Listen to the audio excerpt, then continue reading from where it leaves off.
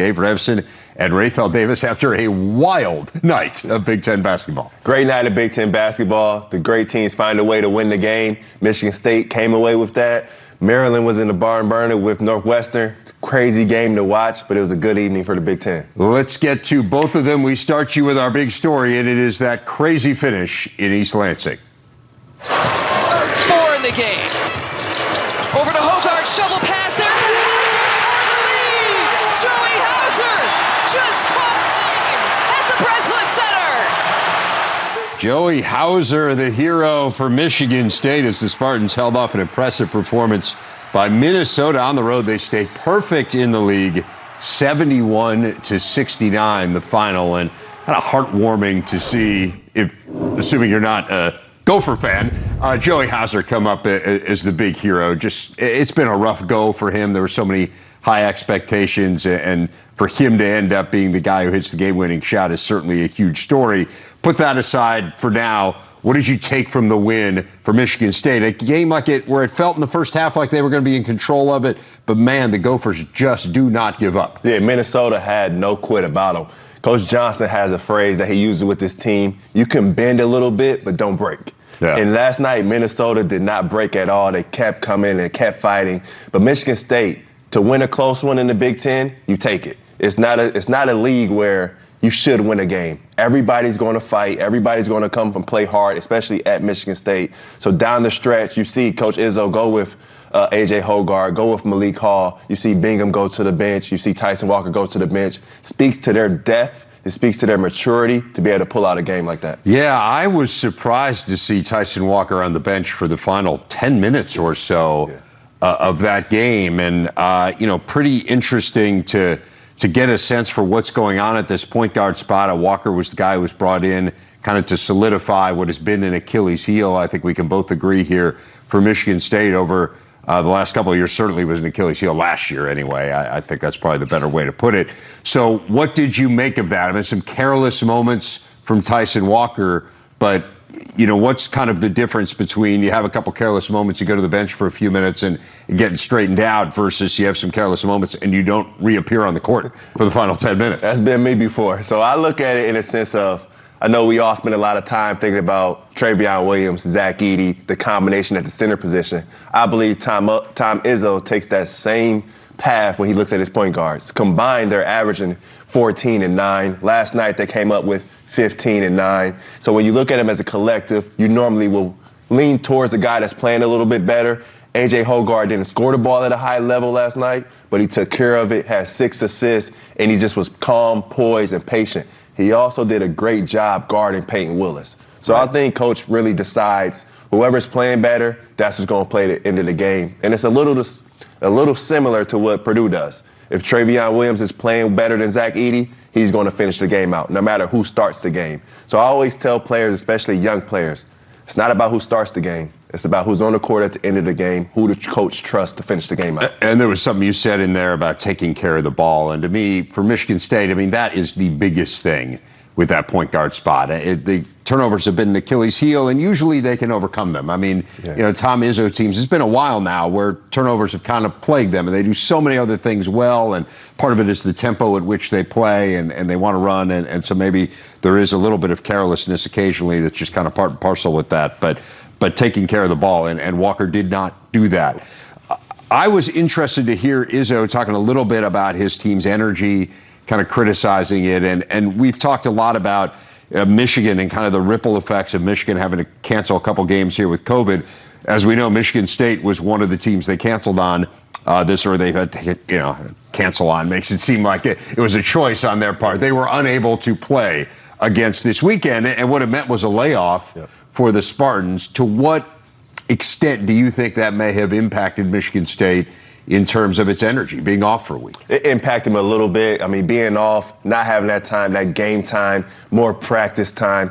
But I think Coach Izzo was speaking to the fact that you give up 12 offensive rebounds at home, you give up 18 second chance points, and then you turn the ball over 13 times. The attention to detail, it wasn't there. And I don't think you necessarily need games to pay attention to detail. You have an older team. You have to be detail-oriented because, like you mentioned, You get 13 turnovers, but then you're even on the glass. Normally, Michigan State will blow you away on the glass, and that normally takes care of their turnover issues. But when you have 13 turnovers, you get even on the glass. Minnesota only has 8 turnovers. It makes the game more even possession-wise, and that's why you have a close game. So I think Coach Izzo really needs them to take care of the ball and rebound at a high level. That's why I'm so impressed with Minnesota, because it is hard to stick with Michigan State on the boards. Yes. Even if you're a team that has been carefully constructed, put together for 3 or 4 years in recruiting and working the portal and all those different things that, hey, this is the team we're putting out there. I mean, Minnesota cobbled this thing together over the summer. And to be able to, and they're undersized, it's essentially just Eric Curry, and then everyone else just kind of chips in and works hard in the glass, and tough to see Eric Curry get carried off. We'll talk about that in a second. But to be able to hang with Michigan State in the way they have, with not having a deep bench and then just not having great size. I mean, they don't have much of a post presence really on either side, and yet here they were, nip and tuck, down to the wire with the Spartans. Yeah, they battled, and that's what this Minnesota team does. When you don't necessarily have the talent, you don't necessarily have the depth, the guys out there, you have to battle. You have to play hard. And Curry set the tone from the jump. He got Marcus Bingham out of the game, out of a rhythm, and they just attacked the glass. They attacked every time. Michigan State wanted to use their athleticism instead of hitting hard, pushing them out, and going for the ball. So that allowed Minnesota to get their hands on a lot of balls, a lot of tip outs, a lot of second chance opportunities. It's something that you normally do not get against Michigan State, especially at Michigan State. But I think this Michigan State team has to be more physical. They want to play a little faster, but with being fast, you still have to block out first. So you can't leak out and want to get in transition. We know they're a great transition team. You got to secure the rebound first. If there's any team that cannot afford an injury, it is Minnesota. And my heart just kind of sank. We were actually sitting courtside. I did the Northwestern Maryland game. We're sitting courtside, and we, of course, have the Michigan State-Minnesota game on the monitor there. And to see Eric Curry, to see them have to carry him off, really painful. A guy who's battled through so much, a sixth-year player who's going to be an assistant coach for the team, and then essentially decided, I'm going to give it one more run here, has played extremely well at a career high in that game. It seemed Ben Johnson was reasonably optimistic after the game. I mean, it doesn't seem like it's an out for the year kind of thing. But, man, it's tough to watch that. I mean, if there is one guy who is easiest in this league to root for, it is Eric Curry. Yeah, it sucks. You see the look in his face when he gets to the bench, as if he's been through it before, as if he knows the feeling. To be able to go into Michigan State towards the end of your career, you have 19-7, you have a career high, you're the best center on the floor at that moment. It's a tough pill to swallow, but he's a tough kid. Coach Johnson loves him, the way he came to the floor to kind of aid him off. It's just all right now, you got to get some treatment, take care of yourself, be positive, be optimistic. But it sucks for Minnesota. Definitely a guy I've been rooting for, and he's been playing well as of late. So hopefully it's just one of those knick-knack ankle injuries. He could be back soon. That's what's so cool about this story is when I saw that he was going to play this summer, I kind of thought, well, maybe he's a guy who can give them 10 minutes a game or whatever and, kind of spell them off the bench. But he's been a key cog. I mean, he's a really important part of what they do. And again, I certainly hope the best, and I hope we'll see him back out there soon. Let's switch gears, go to Maryland Northwestern. I said I was in Evanston there. That was a wild, wild game. It was one of the strangest games that I have ever called. I know kind of big picture takeaway, and we can get into some of the details, but big picture, I know you were really blown away by how Maryland's backcourt kind of took over that game, Eric Ayala and Fats Russell. Yeah, I mean, combined, they had 49 points, 16 rebounds, 8 assists. They made 7 3-pointers together, just 2 turnovers. So you get that type of production from your backcourt, you have to ask yourself, why can't we get this every game? When they can get that type of production, almost getting a triple-double, it could make them top backcourt in the league. They just haven't been able to put it together in 2 halves as a team. You may get Eric Ayala against Wisconsin, 19 points in the second half, 0 points in the first half. You see Fats Russell last night, 20 points in the second half in overtime. They need those 2 guys to play well and play well at the same time, because when you get Eric Ayala and Fats Russell They're being aggressive. They're taking the ball to the hole. They demand a lot of attention. So you can have a Hakeem Hart be able to sneak in and get you 18 points off of 12 shots. You can have Dante Scott try and be that Swiss Army knife, 17 points, 4 rebounds, 4 assists. But it starts at the head of the snake with those two guards. And last night they were extremely aggressive. They need to carry that on. They really were aggressive. I mean, I think it just kind of dawned on them somewhere in the second half that other than Chase Audige, who I thought did a really nice job defensively but got into foul trouble, that the rest of the Northwestern guards just could not deal with them. Yes. They just physically did not have what it took to defend them. And it became kind of a parade to the free throw line for Maryland, which has been a theme for Northwestern. We can get into the Northwestern side of it here. But that was what it felt like to me, was just ultimately kind of both those guys making the decision, these guys cannot stop us. And Danny Manning went with it. And the best play of the night was Eric Ayala, Fast Russell, either get a ball screen or one-on-one, take your man and get a basket. And that's the type of offense Maryland's going to have to do. There's not too many point guards in the Big Ten that can stay in front of Fast Russell. It's all about what he does after he gets around the first defender. He's normally going to beat him, but when you get that help, it's about making the right decision. And last night, you saw times where Maryland made the right decision. You saw times where they didn't. But those two guards are really heady guards. They got to be on the same page. They did almost everything they could to give the game away at the end of regulation. I mean, that was a crazy sequence, and Pete Nance was at the free throw line to essentially win the game for Northwestern and missed the second of 2 free throws after hitting the first one. That being said, I mean, Maryland easily could have lost this game. They probably should have lost it in the overtime as well. They got a huge bucket from Russell and a foul on Ryan Greer to tie it up when they were down by 3, and then a kind of a odd inbounds play by Northwestern there at the end of the regulation when they had a chance to win it again. All that being said, Maryland figured out a way.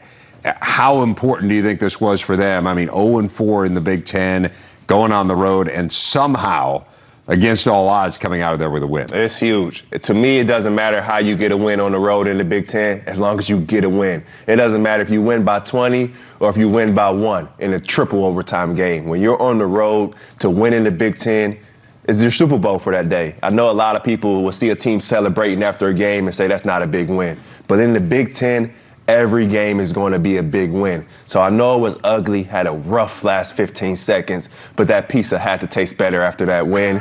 You got Dante Scott. He has to be smarter in that last 15 seconds, not get a flagrant foul. They've got to be together on the same page.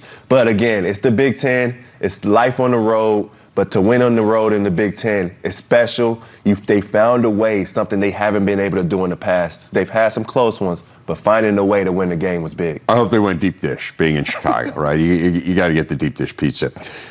What do you make of Northwestern? I mean, it just feels like it's kind of the same story now. They are 6-24 since the start of the 18-19 season in games decided by 5 points or less or in overtime. Right. Just cannot figure out ways to win down the stretch. And it feels like it's the same story this year, and this was an issue last year as well. Once again, the free throw line told the story. I mean, this was, we saw it against Ohio State this weekend. They had more field goals than the Buckeyes, lost the game. They had more field goals than Maryland, lost the game. They have 18 more field goals than their opponents in 5 Big Ten games, yet they're 1-4. And the reason for that is they've been outscored by 48 points at the free throw line. Yeah, it's 2 things. So Maryland last night shoots 38 free throws. Northwestern only 18. 2 things can go into that. Northwestern has to be physical without fouling. You have to block out with your butt, with your hips, push them out, and not use your hands. So you're sending Maryland to the free throw line too much. A team that likes to drive the lane, get into the paint, play off of closeouts. Once you get in that 1-on-1, it's tough to recover from that. So you have to be able to defend without fouling. And then on offense, you got to have someone drive the lane. You got to have Chase Audige get into the lane, figure out his role within the offense. They take a lot of jump shots, whether it's 2s or 3s, pull-ups, floaters. You got to get a guard in there, in the paint. You can't just rely on Pete Nance. And Pete Nance has got to get to the free throw line. He's got to get to the free throw line more throughout the game, so when he's there at the end of the game, it's natural for him. It's just a lot of finesse right now with Northwestern. They want to be tough. They want to be physical. They use their hands a lot. But offensively, it could start there just by driving the basketball. Maybe it's not for you to score, Chase Audige. You drive, get 2 feet in the paint, draw 2, kick it to Boo Buie. That's a better shot than Boo Buie dribble, shoot it. So it's just more of a physicality mindset, embracing the physicality of the game. I think Northwestern has to do that. It's interesting. I talked to Chris Collins about that very thing before the game yesterday, and he said the exact same thing. He said, we're a jump shooting team, and we need to figure out a way to get the ball inside a little bit more. A big one tonight coming up in the Big Ten. We got a couple ranked teams going at it in Madison. Adam Jardy of the Columbus Dispatch going to join us, get us ready for Ohio State and Wisconsin.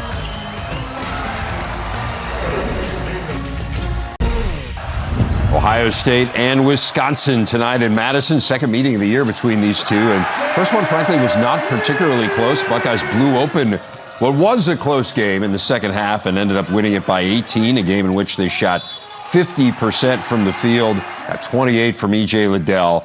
Johnny Davis did have 24 for Greg Gard's Badgers. That was the last loss, though, for Wisconsin. They've won 5 in a row since. Adam Jardy covers the Buckeyes for the Columbus Dispatch. He's going to be covering this game tonight in Madison, and he joins us now. Adam, really appreciate your time. Let's talk about Chris Holtmann, first of all. Of course, he missed that Northwestern game as he was in COVID protocol. I know he is expected to be back tonight. To what extent, if any, do you think that his absence kind of affected the flow of how things were going for the Buckeyes? No, first off, thanks for having me. I appreciate it. I honestly don't think it had too much of an impact on them. And that was one of the things that Jake Diebler, the acting head coach, said after the game, was that was a message to the team that if any team is prepared to handle something like this, it's us. This is a team that was off for 22 days with a COVID pause. They've had a number of games that have come down to the wire. They've really had a very interesting season that has tested their mettle early and often. So I think, this was just another little bump in the road for them that, because they have so many experienced guys and they really credited their upperclassmen and their captains, they felt that they could handle a challenge like this. And it came down to the end. I mean, Northwestern didn't go away, but this was, like I said, I feel like another bump in the road for Ohio State that just showed that there's some stuff to this team.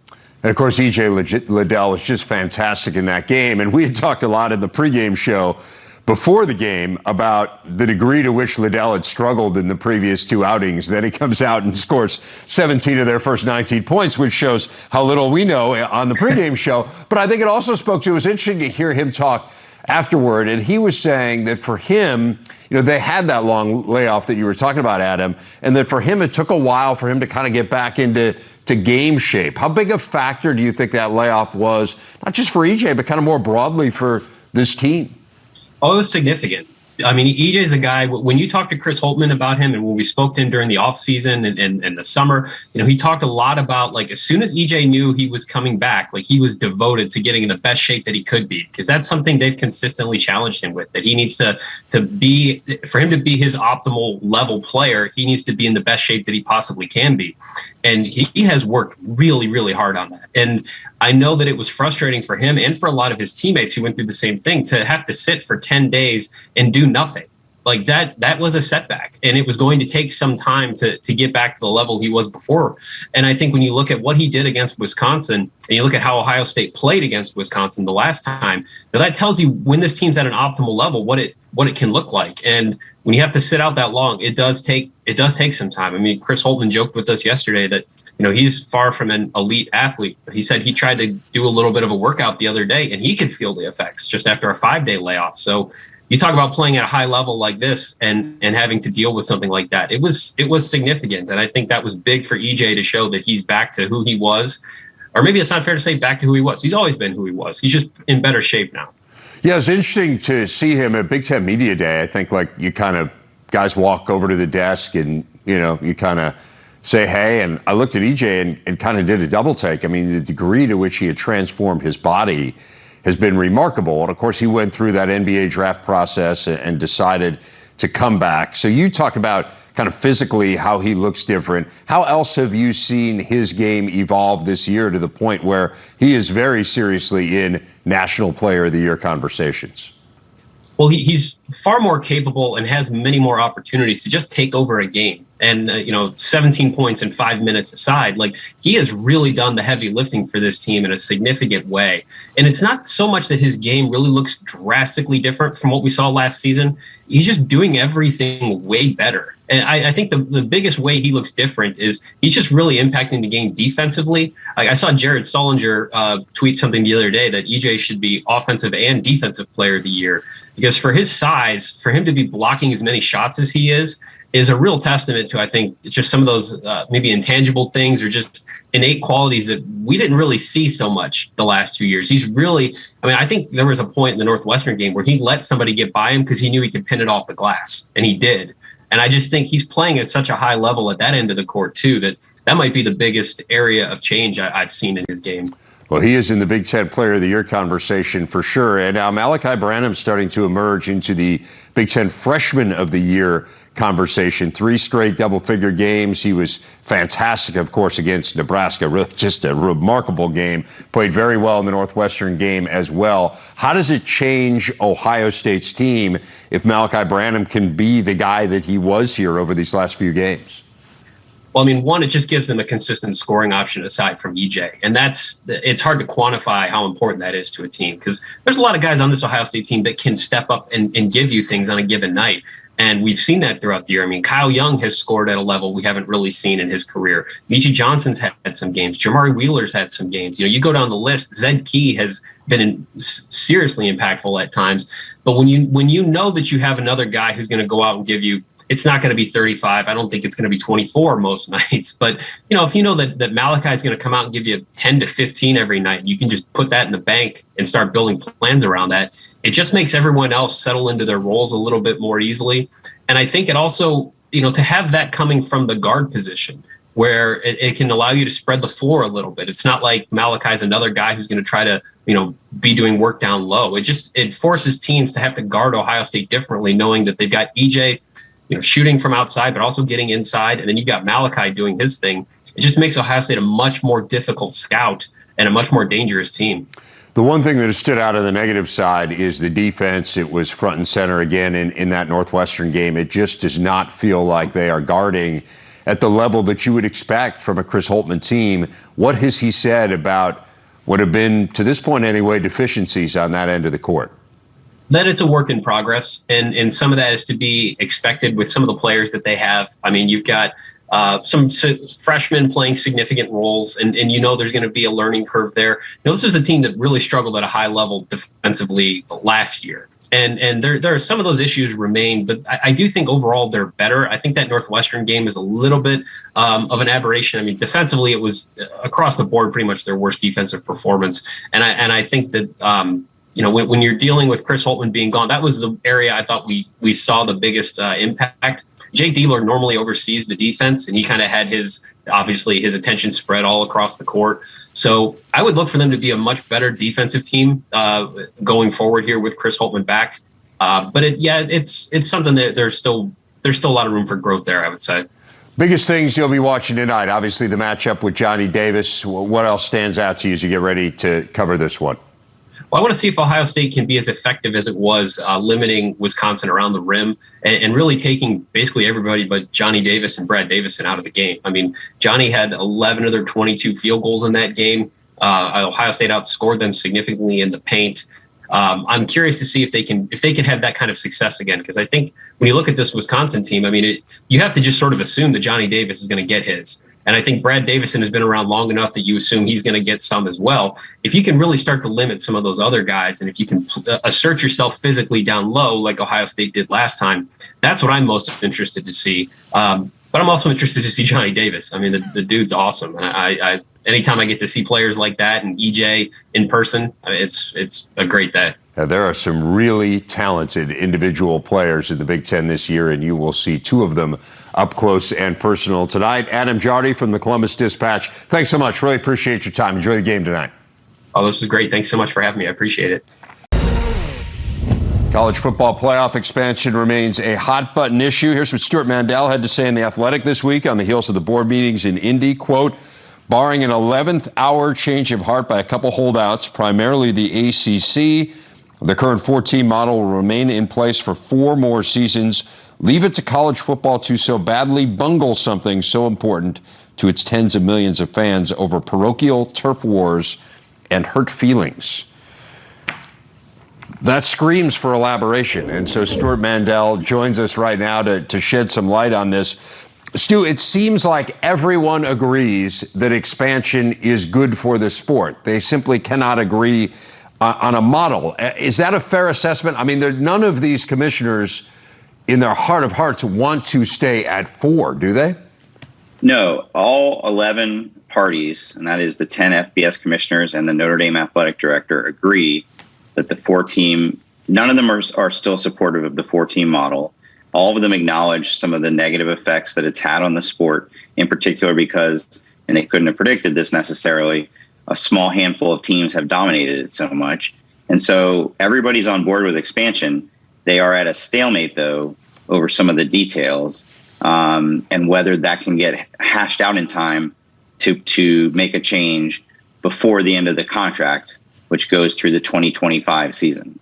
So you said the ACC is the biggest holdout, at least in that quote that we showed. Of course, Jim Phillips is the commissioner there, and Big Ten fans are very familiar with him. He was the longtime athletics director at Northwestern. What's his angle here? Why is he not in favor of expanding, or what does he want to see it be? He's in favor of expansion, but what's his model that he's favoring?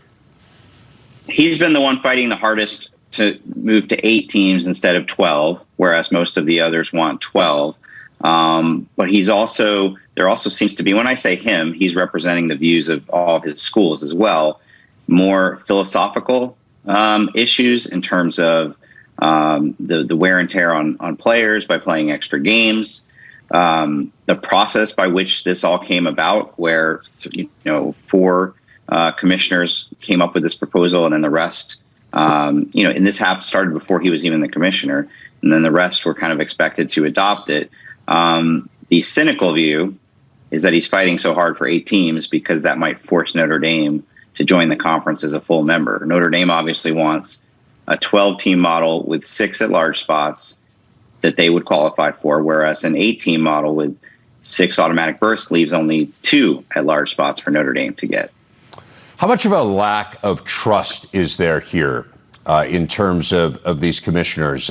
This all started with this working group that recommended the 12 teams this summer. And of course, famously in hindsight, Greg Sankey was on that subcommittee, that working group, as was Bob Bowlesby.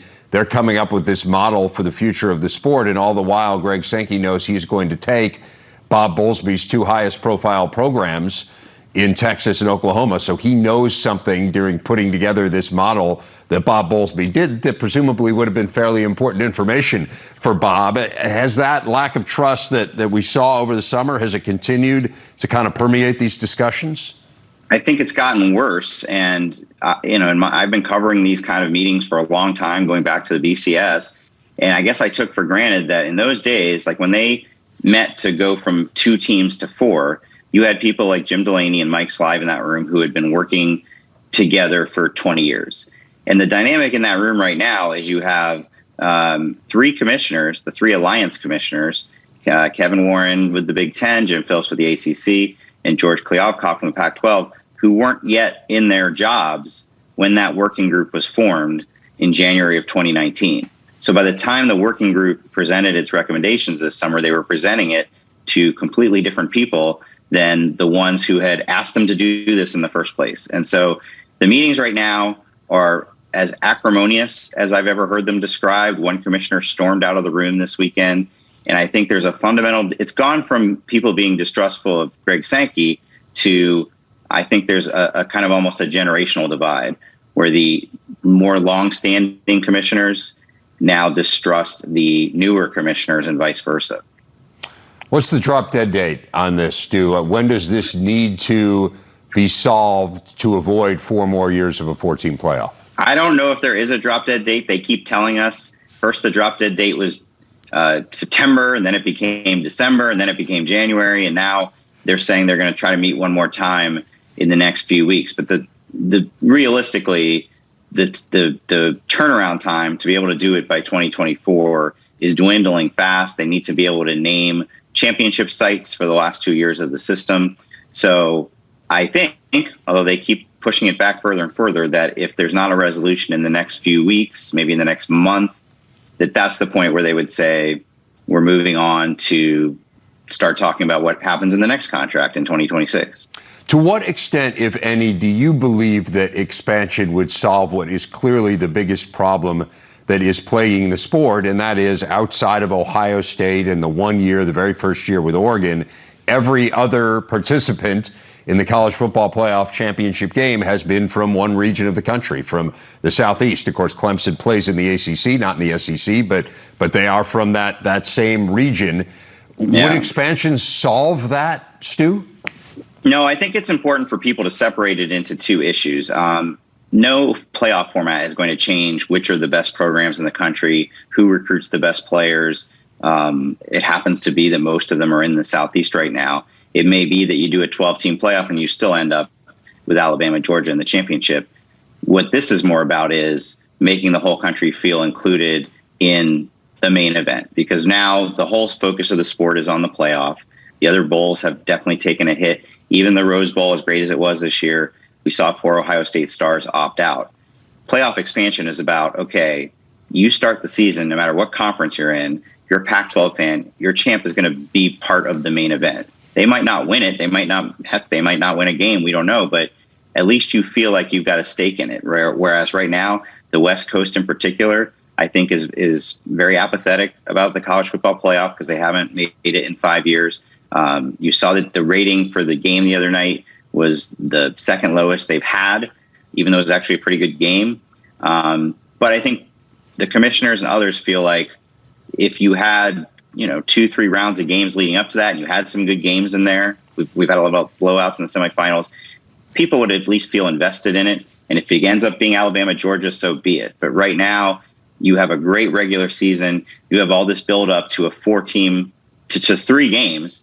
And this year, 2 of them were blowouts, as is often the case in those semifinals, and one of them was an all SEC game. It can feel kind of anticlimactic.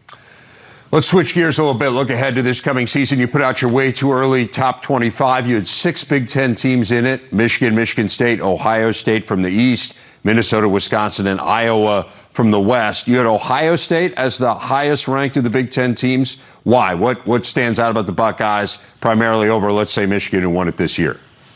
Well, you've got C.J. Stroud coming back. You've got Jackson Smith and Jigba coming back after their tremendous performance in the Rose Bowl. Travion Henderson was only a freshman.